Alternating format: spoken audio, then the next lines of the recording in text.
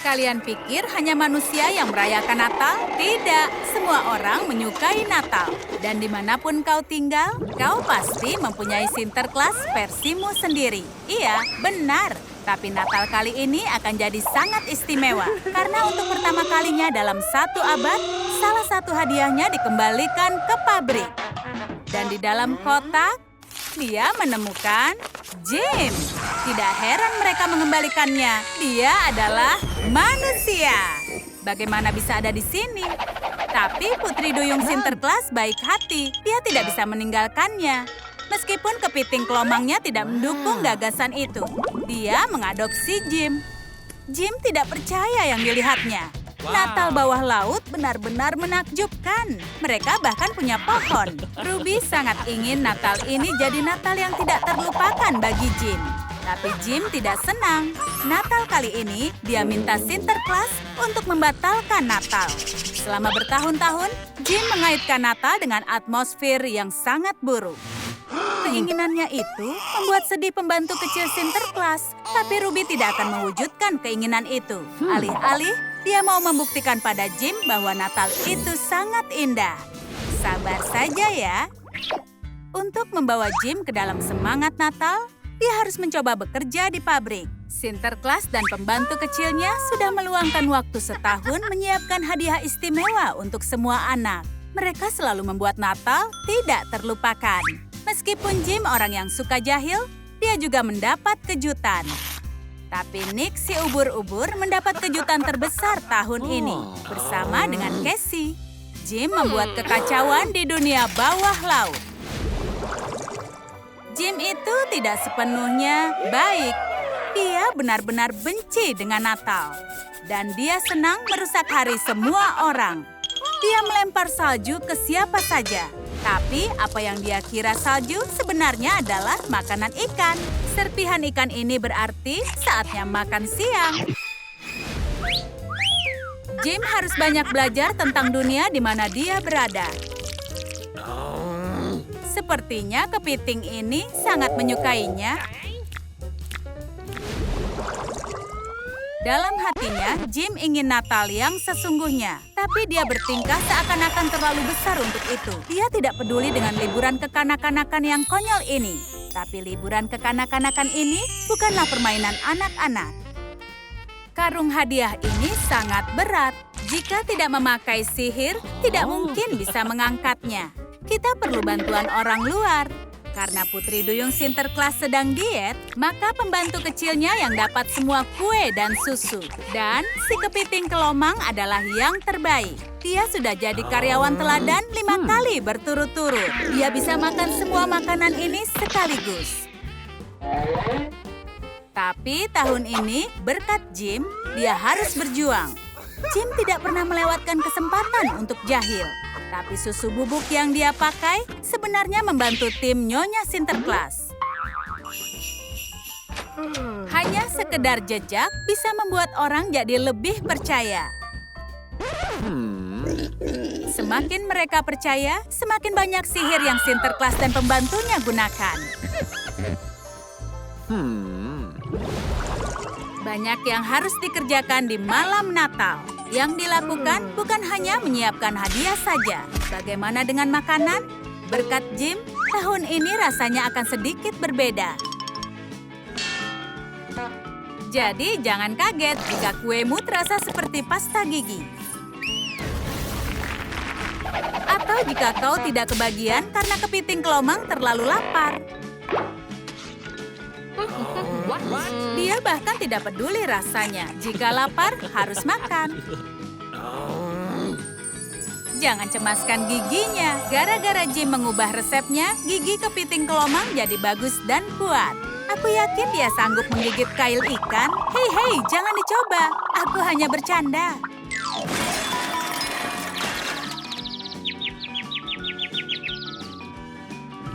Kebencian Jim terhadap Natal membuat Nyonya Sinterklas sedih. Dia tidak bisa mengerti bagaimana bisa seseorang membenci Natal. Tapi saat dia mempelajarinya, dia sadar apa masalahnya.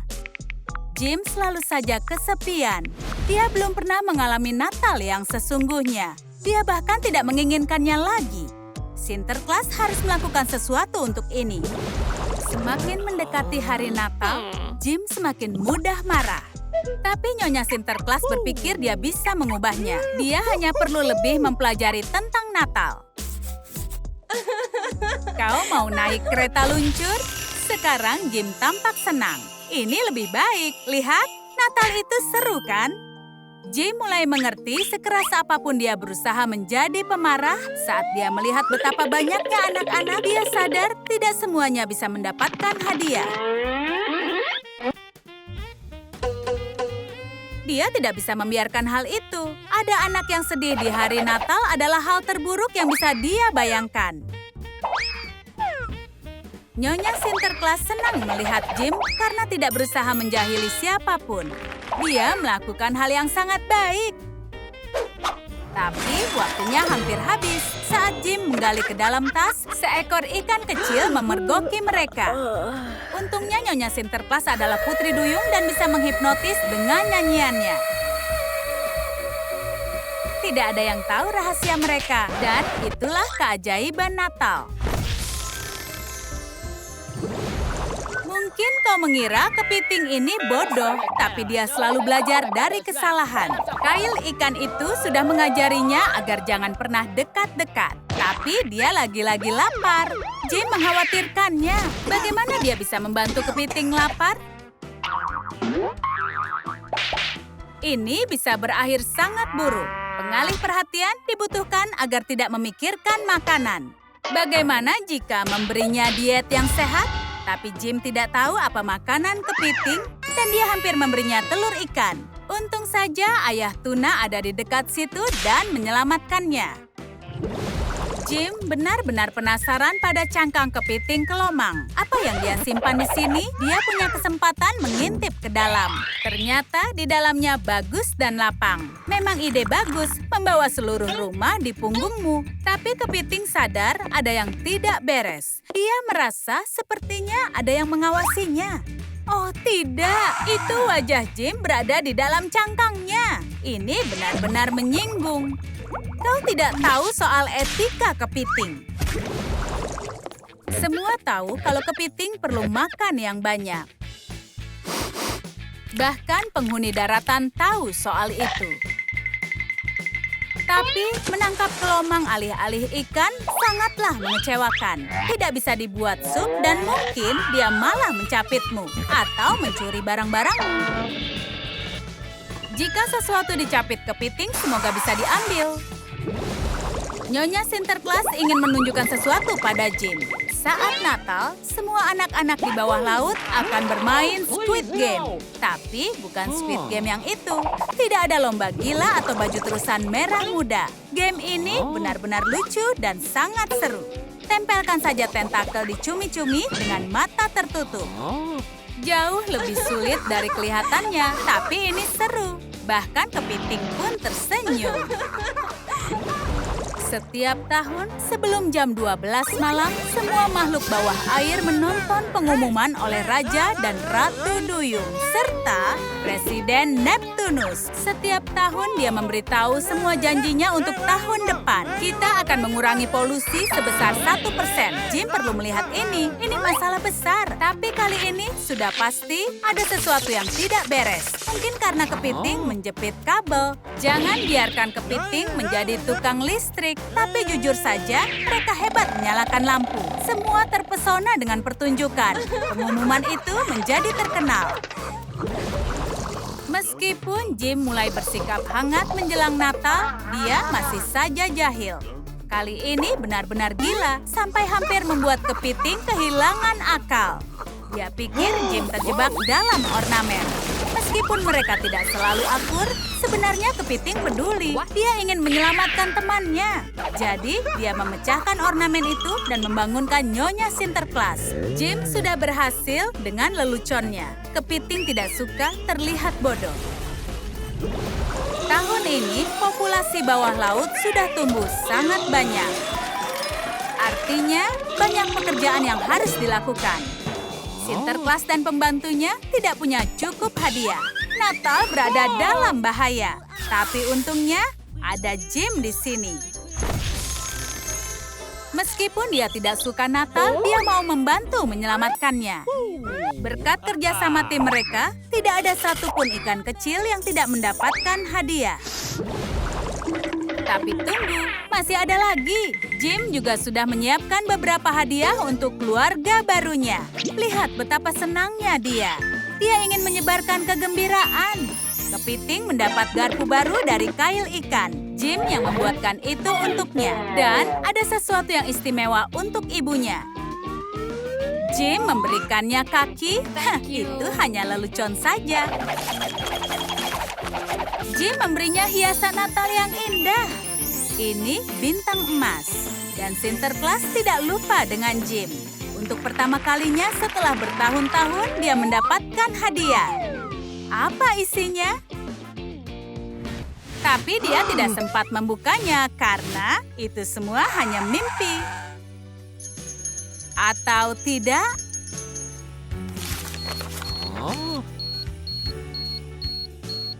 Apa isinya? Apakah ini sungguhan? Dia ingin berada di bawah laut, tapi bisakah dia kembali? Bersiaplah menikmati Natal dalam 3, 2, 1, boom! Mari lihat seperti apa Natal tahun ini. Amber sangat senang saat dia bangun. Itu sangat masuk akal. Karena Natal segera tiba.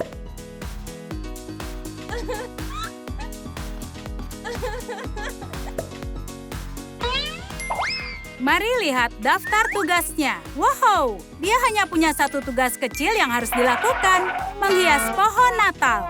Tunggu Amber, itu daftar tahun lalu. Iya, kau juga tidak mendekorasinya tahun lalu.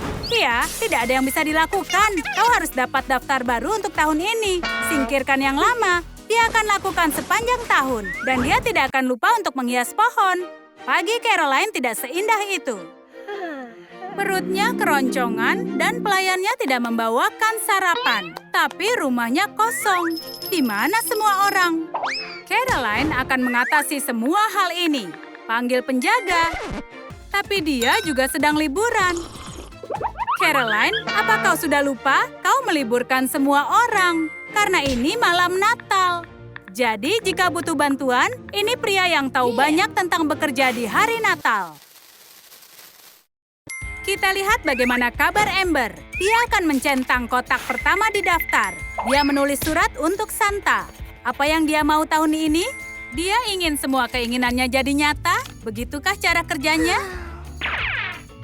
Bagaimana dengan Caroline? Apa dia akan ikut dalam permainan Secret Santa? Caroline bahkan tidak tahu harus minta apa. Karena dia sudah punya semuanya. Tapi hal penting yang harus dimiliki saat Natal adalah cinta dan persahabatan.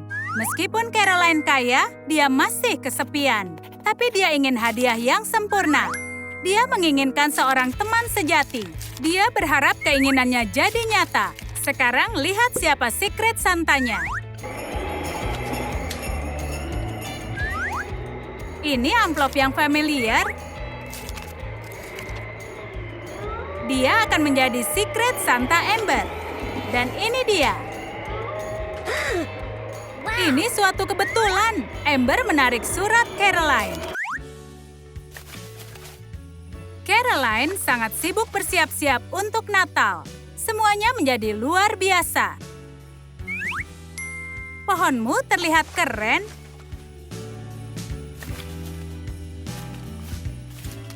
Tinggal satu ornamen terakhir, tapi itu terlihat murah. Panggil pembantu kecil kita. Caroline punya elf sungguhan yang membantunya. Dia profesional. Wow, coba lihat ornamen ini. Ini hanya butuh puncak. Ini pasti hiasan Natal terbesar di kota. Benar-benar eksklusif. Apa yang Caroline pikirkan?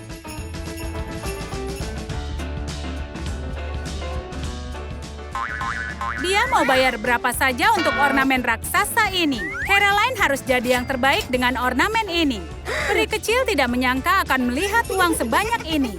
Tapi jangan dirayakan dulu. Sebagian dari uang ini harus digunakan untuk dekorasi. Ini alat yang khusus. Santa tidak punya yang seperti ini, iya kan? Menggunakan uang sebagai dekorasi akan menunjukkan betapa kayanya dia. Kerja tim yang hebat.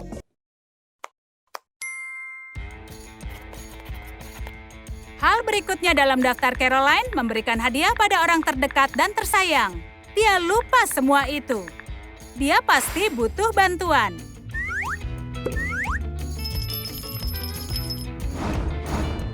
Pembantu kecilnya siap membantu. Sekarang dia hanya perlu putuskan berapa banyak hadiah yang ingin dia berikan. 5, tidak elf, dan juga bukan 10. Caroline ingin memberikan hadiah pada semua orang di kontak ponselnya. Dan itu sebanyak 1.804 orang. Caroline sedang menikmati film Natal. Tapi rumahnya sangat dingin. Untuk gadis kaya sepertinya, itu bukan masalah. Dia tinggal beli sweater saja. Dia tinggal pilih mana yang disuka. Kemana kue-kuenya? Oh, dimakan elf.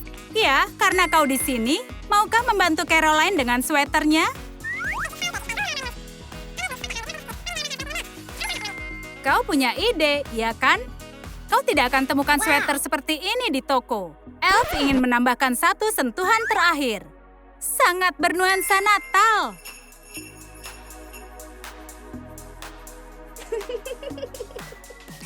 Wow, tidak ada lagi kue yang tersisa. Caroline, kau tahu, Elf tidak makan apa-apa selain kue. Tapi Elf akan menebusnya dengan memanggangkan kue yang baru. Susu dan kue harus ditaruh di bawah pohon. Elf meninggalkan beberapa suguhan untuk Santa. Itu tradisi Natal yang utama. Tapi Caroline tidak mengetahui hal itu. Susu dan kue terlalu murahan untuknya. Caroline berpikir kalau di rumahnya harus disiapkan pesta untuk Santa. Makanan terbaik dan semua hidangan yang terbaik. Ini makanan enak untuk tamu terhormatnya. Dan Elf benar-benar setuju. Bagaimana menurut kalian? Tulis di kolom komentar. Selamat berlibur. Hey, tonton video kami yang lain. Kami segera kembali dengan lebih banyak cerita gila. Terima kasih sudah menonton Trum Trum Trik.